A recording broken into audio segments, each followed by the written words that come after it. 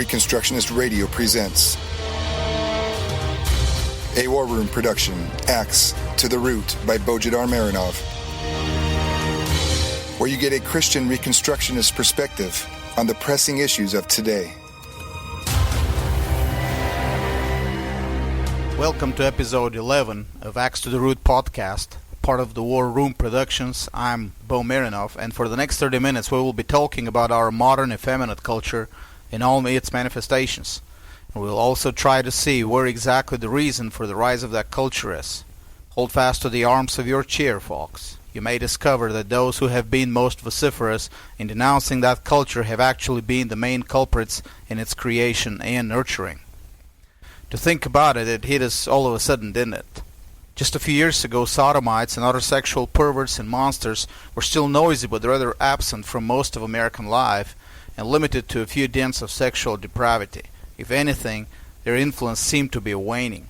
In November 2009, in the same week the Progressive Air America announced it was ceasing operations, another network declared bankruptcy, Media LLC, a financial group specifically focused on financing and operating newspapers and magazines geared towards the sodomite community. It shut down several publications in South Florida, Atlanta, Houston, and Washington, D.C. The group's market forecasts for a growing market of sodomite demand didn't materialize. The assessments about the sodomite community amounting to at least 3% of the population proved to be wrong. Earlier that same year, both Obama and Hillary Clinton, when asked about sodomite so-called marriage, said that they were not going to support it nor push it. Apparently, their assessment of the numbers was not in favor of it. It would take lots of imagination in 2009 or 2010 to predict that the miniature share of sexual perverts in the United States will go on offensive in just a couple of years, and within 4 years will not only turn the tables, but will also exercise social and political influence widely disproportional to their small numbers. If, of course, we're talking about sexual perverts indeed, and not about political and legislative initiatives of groups who care nothing for the sexual perversion itself, but are using it for other purposes, and most probably will eventually throw the sodomites in the next dumpster once their agenda is accomplished. Either way, the hits came so quickly and unexpectedly that today no one really knows what to do. Among most Christians, the mood is that this can't be stopped nor reversed. All we can hope for is some rearguard action to slow down the assault. Kim Davis, who simply obeyed her state's laws, was kidnapped by federal thugs, while the sheriff of her own county remained passive and uninvolved. And she was obeying the laws of her county and of her state. A few Republican politicians started incorporating the issue in their repertoire of talking points under the meaningless heading of religious liberty, but we know how effective that is when it comes to real action. How many Republican states have banned abortion so far? And what have the Republican majorities in Congress and the Senate done in this regard? Most Republican politicians have already surrendered, as have the supposedly conservative TV big mouths, also known as pundits. Remember how Ann Coulter happily jumped at the opportunity to speak to some sodomite supposedly conservative organization? No more than a couple of months after the Obergefell decision, the issue of men in dresses who want to have access to the ladies' restrooms suddenly became a big legislative and judicial issue. Pedophiles are preparing for action too. Where does this end? No one knows. And Christians not only don't have a plan, they don't have any faith nor hope that it can be stopped. Remember my podcast about the Denethor ministries to which American Christians contribute billions of dollars every year? Now go through their websites and find me a single one of these ministries that offer anything of value for its money, saying that we will win this battle and here's the plan to win it. There isn't one. They're all convinced that this trend is unstoppable. They have all surrendered to it psychologically, and they're teaching and leading their listeners to surrender as well. Why not, after all? They have been teaching surrender when America was still at least outwardly decent in its culture and legislation and politics. Now that all pervert hell is breaking loose, what should make them change the tune? Remember Denethor's cry, abandon your posts? The situation is even worse, as a matter of fact. Not only no one has any hope or any plan for victory, neither do they have any understanding of what caused all this. Yes. All these ministries repeat these days that America will be judged by God for this apostasy. Strange that they would say that, though, when Christian Reconstruction is first preached and taught the covenantal character of history, that God judges in history nations, cultures, collectives, and individuals for their obedience or disobedience. These same ministries 20 or 30 years ago opposed it and objected that God doesn't judge anyone or any nation in history.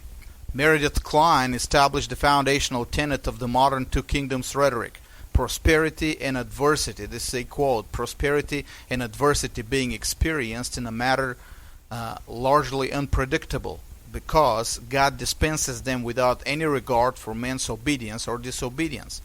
Today, even the stanchest two-kingdom theologians have abandoned in practice what they taught just a few years ago and believe that America, after all, will be judged for this apostasy. But still, there is no answer to the question: what brought us this far? Where did this apostasy come from? Why is it that suddenly Christians are so weak and powerless, and the enemies are so bold and powerful and victorious? How did the culture change so abruptly? How did our culture suddenly forget the difference between the sexes, or chooses to ignore it? Nay, worse than that, actively, through legislation and court action, seeks to suppress it. And why blame it on legislation when the very society adopts the same mentality in its cultural habits and mores? Men, even those men who are not perverted, are more and more effeminate, more and more exhibit behavior and conduct that we used to associate with women in the past. Forget about the perverts. It's the straight men who look like women more and more and act like women more and more. Men used to value action and purpose and work and toughness, used to brag about their achievements and exploits. They even bragged about their scars and survivals and how many hits they took in a brawl and still stood firm and fought back. And just the other day I read an article titled 39 Things Women Will Never Understand About Being a Man. And the author goes on enlisting how many ways his little tender sensitive soul finds offensive in being a man. Things like we never get complimented for our looks, we are hardly ever allowed to express any emotion, we don't have anyone to hug us when we are hurt or down. Seriously. And the article had something like 500,000 shares. And no, it's not just the liberals. Try to say any harsh truth in any only mildly harsh way in any church today and see how many men will have their feelings hurt and will ignore the truth you're saying. And you will be buried under an avalanche of corrections of how to tell them the same truth in a way that won't make them feel bad about it. Seems like the sodomites and other perverts are our least problem. Our greatest problem, present everywhere around us, is the effeminate culture of our straight men in our churches. How did we get to this? I remember the Hollywood movies back in the 80s. Now, Bulgaria was a former communist country, so we were not free to buy and watch Hollywood movies, certainly not Hollywood movies that would depict the greatness of America, or her liberty, or her economic prosperity, or her superiority over the communist regimes. Rambo, Rocky, Top Gun, and many other ideologically incorrect movies of the 80s were simply not allowed. Tapes were smuggled through the borders nevertheless, copied, and these copies of low quality and disastrous translations at times were sold on the black market. Some were allowed, those that were judged to be harmless in terms of the ideology of class warfare. So for us, watching Hollywood movies, even of the lowest quality, was a sort of defiance to the regime. Looking back through my Christian faith now, none of these movies were Christian, or had any Christian worldview attached to them. With the exception, I suppose, of the optimistic endings of all of them, very typical American from the perspective of European audiences, and yet that optimism came from an earlier era of Christian influence on the American culture, when the modern Denethor ministries, amillennial and premillennial, were not yet the dominant influence on the church. But, save for the optimism and for a few moral lessons of self-sacrifice, nothing else was pointed to a Christian worldview. Back in the 1980s, Hollywood was just as thoroughly pagan as it is today. And yet, in these movies, men were men and women were women. The established stereotype for a male protagonist would be strong, purposeful, and capable of taking hits and punches without flinching or complaining. A scarred face was a badge of honor. Men brawled in bar rooms and then drank together. Women were far from the fleshless pale creatures of romanticism, but they were just as far from the genderless creatures of our modern third-wave feminism. These were women of beautiful femininity as much as they were of vigor and strength. If there were any effeminate men or masculine women in these movies, they were either antagonists or ridiculed, and perhaps even subject to redemption. And that applied to all kinds of movies, drama, action, or comedy. So how did the culture change so abruptly? How did Hollywood transform from celebrating manhood and strength to hating them, and to celebrating genderless, non-distinct creatures and sodomites that were ridiculed just 30 years ago? Modern church and celebrities place the blame on the world or on the depraved heart of man, but this explanation can't hold water. For the last 19 centuries, the world and the depraved heart of man were not able to prevent the spreading of the gospel and the turning of the world in an essentially Christian world.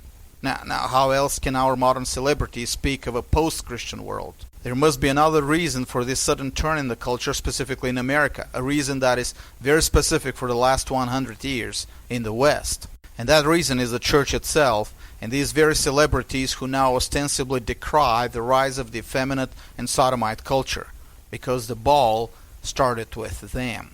In order to see how this happened, we need to go back to a book I have advertised for quite a few years now, a book that I believe is the most unique book ever written in the history of Christendom, The Foundations of Social Order by R.J. Rushdoony. Nothing like it has been written before, and nothing like it has been written since, although I do hope we will eventually see more such books written. The uniqueness of the book is in its thesis. In it, R.J. Rushdoony makes the case for the true origin of the Western civilization and everything good and righteous and just it encompasses in the creeds and the councils of the early church.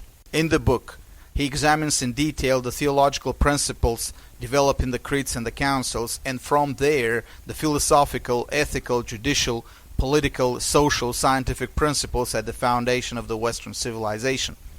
It is difficult to not notice the revolutionary character of his thesis.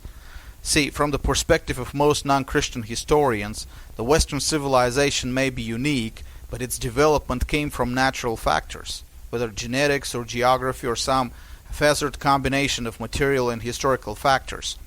Modern historians, with a very few exceptions, are overtly or covertly Marxist. They believe in the sovereignty of impersonal historical forces, whatever that means, in shaping history. As a matter of fact, most modern theologians are practical Marxists when it comes to history and interpretation of history, because they too have a rather impersonal interpretation of history. Yes, I know, they say that God moves history, but then their God moves history in such a mysterious and unpredictable way that he really doesn't differ from the impersonal historical forces of Marxism. In the book, Rushdoony followed to its logical conclusion the Calvinistic concept of culture, so beautifully summarized by Henry Van Til in his groundbreaking book, Culture is Religion Externalized. Or to rephrase it, if you want to understand a culture, follow its religious presuppositions. Rushdoony laid that as the foundation of his book, and instead of looking for the sources of the Western culture in material, social, economic, genetic, or other such factors, he found those sources in the religious presuppositions uniquely developed in the West.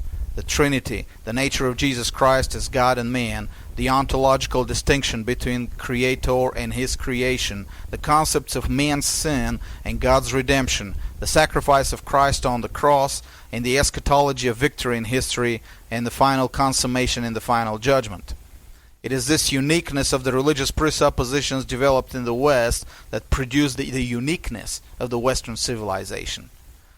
All we hold dear today, liberty, limited government, the value of the individual, rule of law, habeas corpus, just measures, protection of private property, freedom of conscience, due process, universality of ethics and law, science and the scientific method, technological development and optimism for the future, the value of the family, the protection of the weaker members of our society, true charity, entrepreneurship, decentralization, economical and political. All these followed from the creeds and the councils. Man is as he believes, and his beliefs determine his practical actions. He may not always be self-conscious about every single detailed link between his presuppositions and his practical actions, but in the bigger picture, whether he is aware of it or not, he will create a culture that exactly corresponds to his most fundamental beliefs. Again, Rushdoony's thesis was, and still is, revolutionary. It still sounds foreign even to the so-called Reformed theologians and celebrities today. Reform today is made to mean a few simple propositions about individual soteriology, about the personal salvation of man.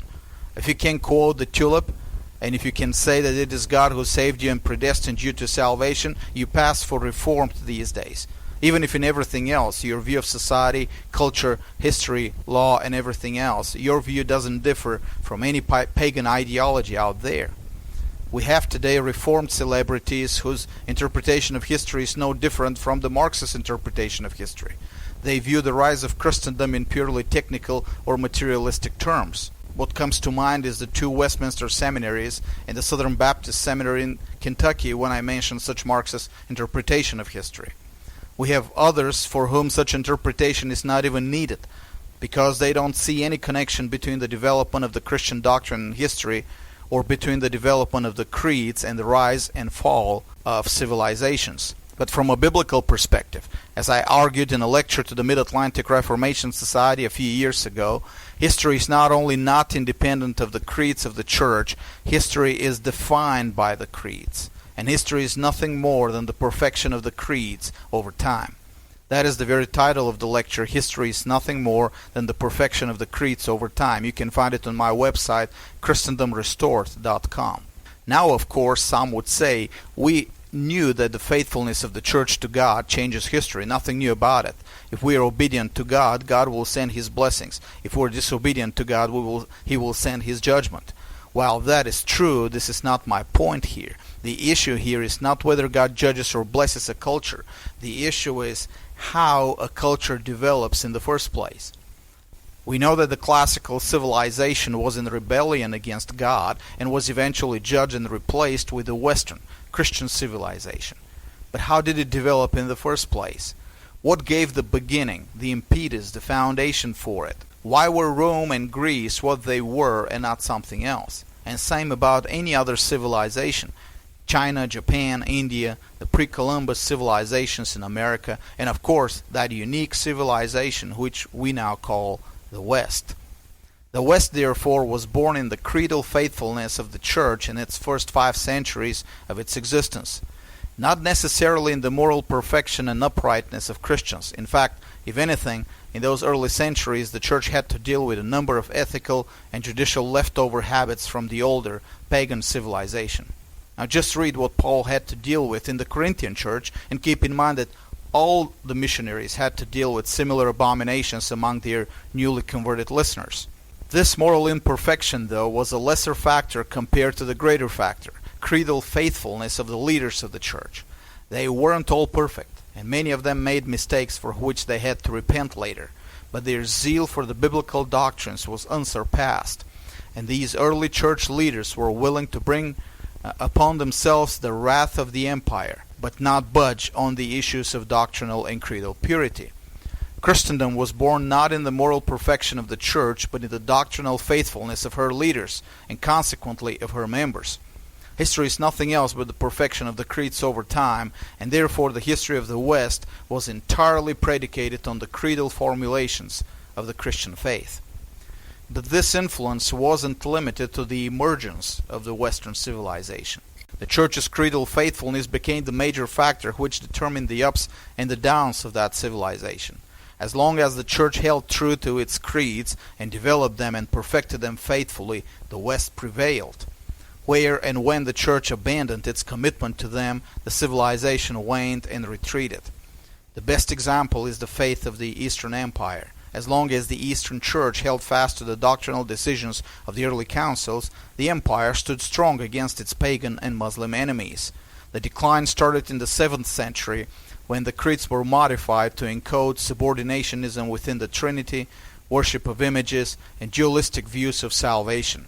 See my article on the Filioque clause, Why the West is West and the East is East. By the 10th century, the empire was spending more resources on fighting internal heresies that were splitting it apart than on its external enemies. By the 12th century, it had lost its demographic and military superiority, and by the 15th century, only a shadow of its former glory had remained. The loss of creedal faithfulness led to the loss of the cultural force and vigor which had created and sustained that civilization. The West wasn't safe of it either. While many today believe that sodomy has never been so rampant in the West, and there have never been sodomite marriages before in history, the truth is sodomy was much more rampant, and that among the European elite in the 14th century, a little over 100 years before the Reformation. Sodomy was so rampant it was openly and unashamedly depicted in paintings and engravings of that era. Some even depicted biblical scenes in sodomite interpretation. One prominent example is a depiction of the Magi in an obviously sodomite position in Tameth Hours, a popular illustrated devotional book of 14th century England. The sodomite drive behind the Renaissance is acknowledged today. What is less known is that originally it was promoted under the auspices of the church. In fact, many of those sodomite paintings and engravings are still surviving today in cloisters and churches in Italy, France, and Germany.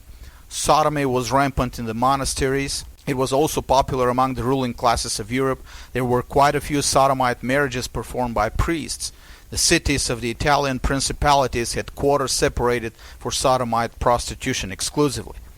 The Western civilization received its judgment for this abomination eventually in the form of the Turkish advance in the Balkans and the Mediterranean, and also in the several breakouts of the plague. The question, though, is the same as for today. How did it get there? Just 200 years before that, the West was pounding the much larger and richer Muslim world to smithereens. Small groups of crusaders were turning large Muslim armies to flight, and the role model of the West were the Knights Protectors of the City of God, Jerusalem. How come just a couple of generations after Richard the Lionhearted, the West was celebrating effeminate men and perversity, becoming worse in its wickedness than the pagan Romans and than its Muslim opponents? The answer is, the Church had abandoned its original commitment to creedal faithfulness and orthodoxy. By the 12th century, theology and scholarship in Europe returned to the pagan presuppositions of the Greek philosophy, and the intellectual formulation and defense of the faith was increasingly surrendered to a worldview hostile to the Word of God.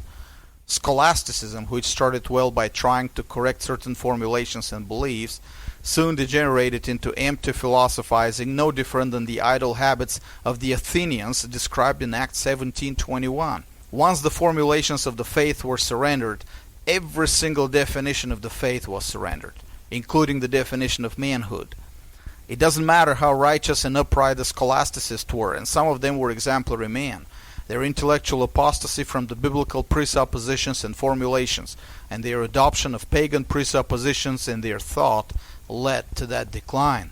Christendom only recovered with the rise of the Reformation and the restoration of the original creedal formulations. Ironically enough, the revival of the Reformation restored the civilization not only in Protestant lands, but in Roman Catholic lands as well. By the 17th century, both Protestants and Roman Catholics were again back to the original creeds, at least formally, and the West was back to valuing biblical manhood as a civilizational choice and as a drive to action. We cannot understand the mission explosion of the 17th and the 18th centuries, and we cannot understand the European colonization impetus without looking at the restoration and the perfection of the creedal formulas in the Reformed confessions of the 16th and the 17th centuries. The Western civilization was planted in the creedal faithfulness of the Church, and it was watered and nurtured in the development and the perfection of the creeds. When solid creedal theology was abandoned, the Western civilization withered and almost died. When it was restored and perfected, the Western civilization was back on its feet, kicking and conquering the globe. Contrary to the Two Kingdoms doctrine, history is not moved or shaped by common grace.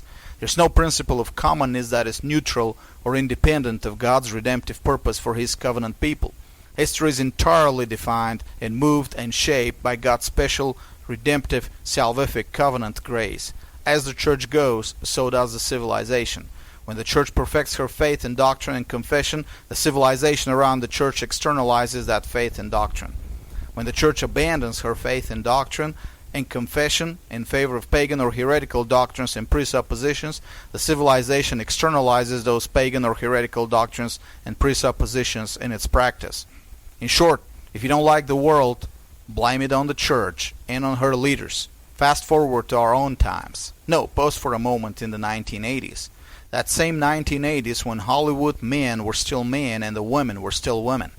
Not awfully Christian, either of them, but at least men had a purpose, a cause, and didn't do selfies because they didn't care how they looked, but rather what they did and what they achieved. The era of cultural dominance of men of strength and purpose and a cause to fight for, and of women who didn't have to lose their beauty and femininity to be strong. What we need to remember is that while Hollywood was putting out these movies, an institution in the American society was promoting selfishness, self-absorption, self-focus, and most important of all, safe spaces. While Hollywood was still preserving and celebrating some form of masculinity and femininity and gender distinction, there was an institution at war against it, teaching men that they didn't have to get hurt, that the world revolves around themselves and their little precious souls, that they have the moral right to shun anyone who speaks harshly and challenges their tranquility and bliss, and that the highest good for man is to separate himself from the battles of the world around him into a nice, comfortable, emotional ghetto of other men and women like him, committed to the same comfortable existence without pain, harsh words, or even uncomfortable feelings. That's right, folks. That institution that stood against Hollywood's old-fashioned gender distinction was the American church. In the 1980s, when the world was fighting the last battles of the Cold War, when President Reagan was calling in Berlin, "Mr. Gorbachev, tear down this wall," when in the Middle East a formerly Christian country, Lebanon, was being destroyed in a civil war, when Christians in Africa were fighting dictators and communist guerrillas, when the whole world had a short-term cause to defeat communism and a long-term cause to deal with wars and oppression and poverty, the American church was conveniently retreating in its ghetto and was teaching its men that all that mattered was their salvation, and that there wasn't much that could be done about the world except to learn to live a kingdom life, whatever that means, in a fallen world. And no, this refrain was coming not only from the dispensationalist churches. It was actively preached in supposedly reformed churches and taught in supposedly reformed seminaries and by supposedly reformed ministries. As the world was coming out of a long winter and was in dire need of real men, taught to real manhood, the American church has already dropped the ball, turning its men into sensitive, tender creatures focused on themselves and their own salvation and emotional well-being, ready to crack down under the most miniature contradiction against themselves. And just as it was before, back in history, this change in cultural commitment was not independent of the creedal commitment of the church. For just 2 generations before that, the church had abandoned the main biblical doctrine that defines the biblical man and biblical manhood, the dominion covenant. And without the dominion covenant, there is no restoration of biblical manhood. I know there has been a lot of effort in the last 20 years in churches and ministries to restore biblical manhood. Sermons, seminars, lectures, books, articles, etc. Unfortunately, most of it is stillborn and useless. And it is stillborn and useless because most of it is based on a faulty theology and has specifically ignored the very biblical doctrine that is at the foundation of the biblical definition of man. I have heard celebrity preachers trying to look at and sound tough and brash and even obscene from the pulpit, because that's how a real man is supposed to be and look like and sound like, right? I have seen others try to find the nature of biblical manhood in something they call family leadership. That is, a real man is supposed to lead his wife and children. Not clear where exactly, but mainly in a family version of empty church rituals. All this predictably degenerated to a point where the brashness and the obscenity lack any substance, and the family leadership develops into humiliation and patronizing, and treating the wife and even the adult children as perpetual imbeciles. The reason for this degeneration and this failure to restore biblical manhood is in the fact that man is not defined according to the biblical definition of him. That is, according to his purpose in the covenant. The biblical man is a man of purpose, and that purpose is the dominion covenant, conquering the world for Christ. That purpose was given to him even before he had a wife. So the definition of man cannot be found in his relation to his family, and less than that in some family leadership which didn't come until the curse. I have explained this biblical definition of man in my sermon on what is man. It's somewhere on sermon audio. But in short, man is not defined by what he is. He is defined by what he is created to do. to take the formless and void world and recreate it to be an organized, productive, capitalized world for Christ. Only when this doctrine of the dominion covenant is restored, biblical manhood can be restored. But in the 20th century, this doctrine was not only abandoned, it was actively opposed by the church, and specifically by the so-called Reformed part of it.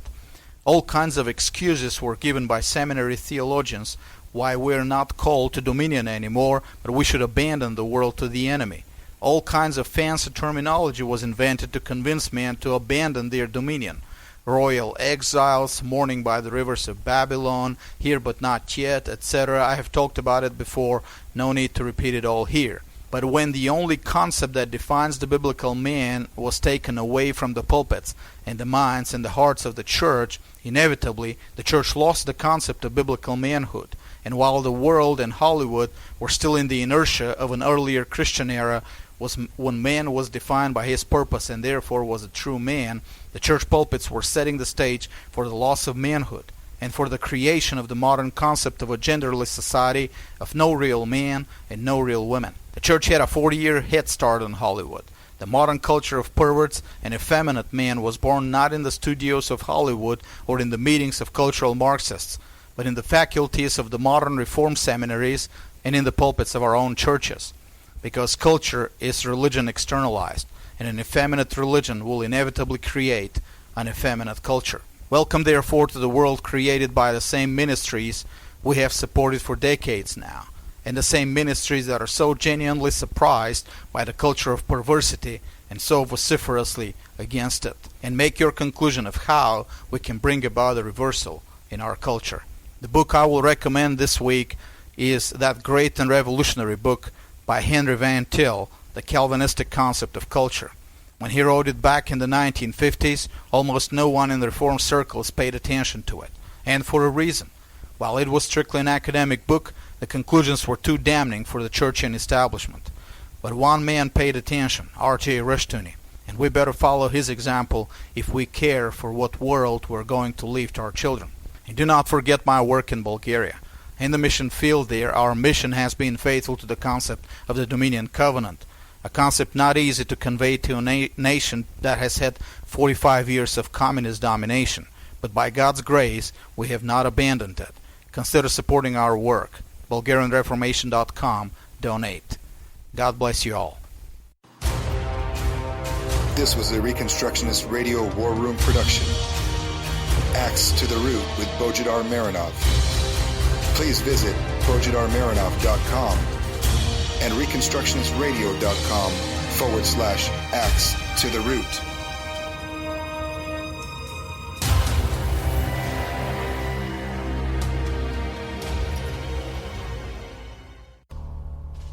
The Reconstructionist Radio Podcast Network brings to you a complete weekly lineup of 7 distinct shows. You can subscribe now to your favorite shows on iTunes, or you can subscribe to the Reconstructionist Radio Master Feed on iTunes, where all of the content we produce, including the audiobooks and audio articles, will pop up as soon as they are available. And don't forget to visit reconstructionistradio.com to volunteer as a narrator or to partner financially with this ministry. May the Holy Spirit stir you into action for Christ and His kingdom.